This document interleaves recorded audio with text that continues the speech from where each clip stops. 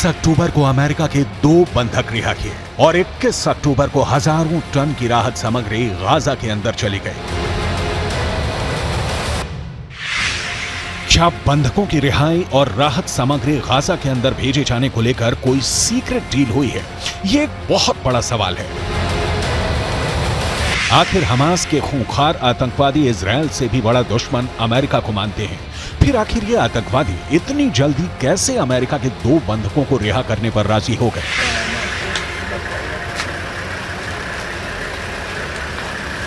ये वो सवाल है जिसके जवाब से बड़ा कूटनीतिक गेम डीकोड होने वाला है।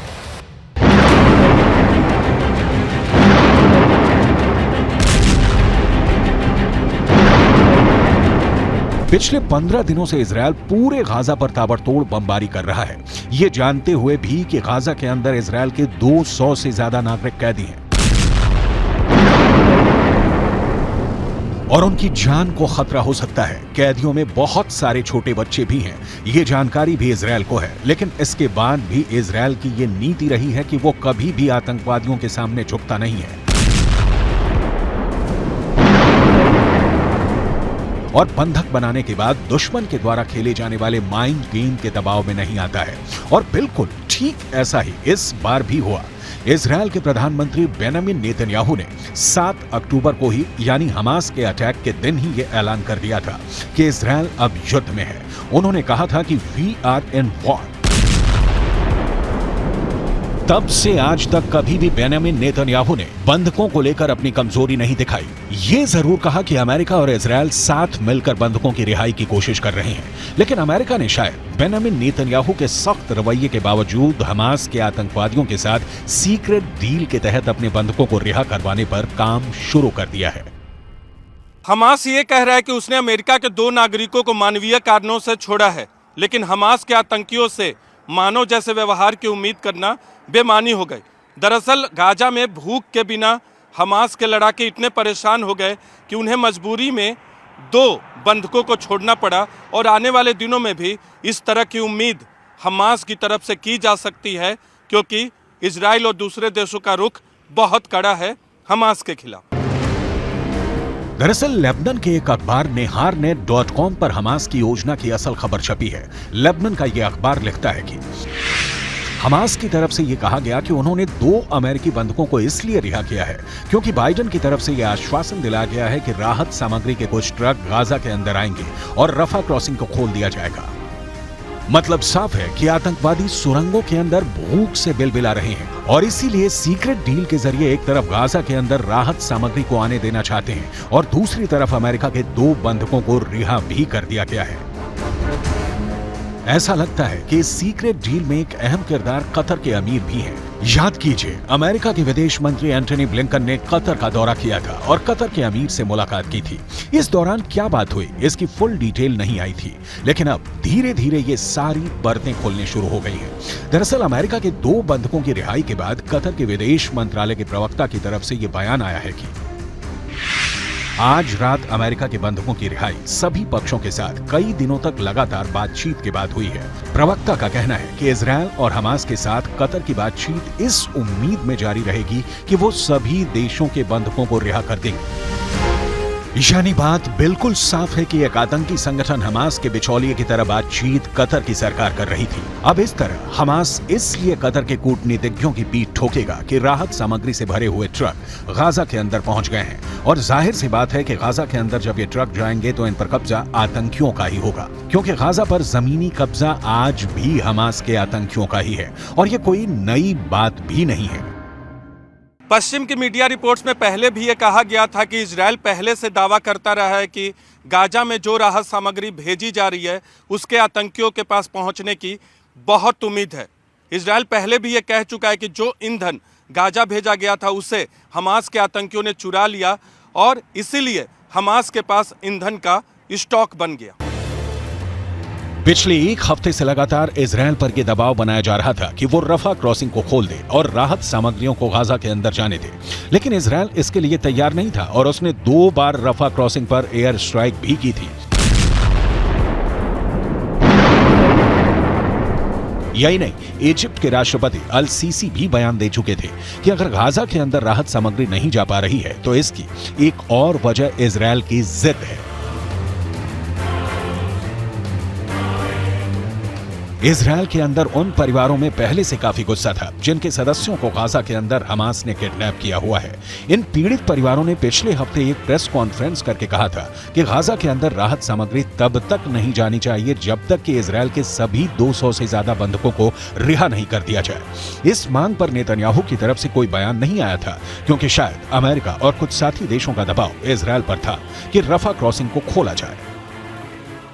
पूरी उम्मीद है कि जब अमेरिका के विदेश मंत्री टोनी ब्लिंकन ने कतर के अमीर से बात की होगी तब अमेरिका की तरफ से भरोसा दिलाया गया होगा कि अगर हमास बंधकों को रिहा करता है तो इजरायल राफा बॉर्डर को खोलने के लिए राजी हो जाएगा।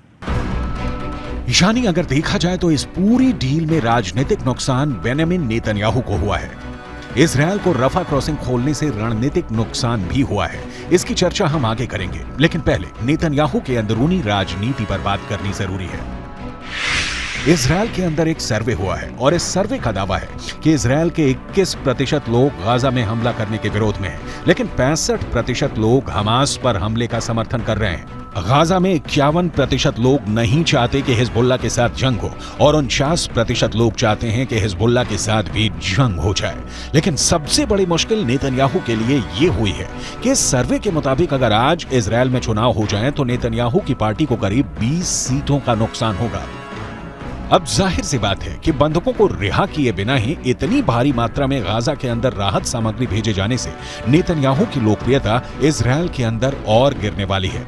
लेकिन नेतन्याहू इसलिए मजबूर है कि वो कई फ्रंट पर जंग लड़ रहे हैं और अमेरिका का साथ और अमेरिका के हथियार उन्हें किसी भी कीमत पर चाहिए। युद्ध रणनीति के हिसाब से भी अगर आप सोचेंगे तो ये पता चलेगा कि हमास के साथ लड़ाई इजरायल की लंबे वक्त तक गाजा में चल सकती है और गाजा में लड़ाई लड़ने के लिए हमास को भी लंबे वक्त तक रसद चाहिए, यानी खाना चाहिए।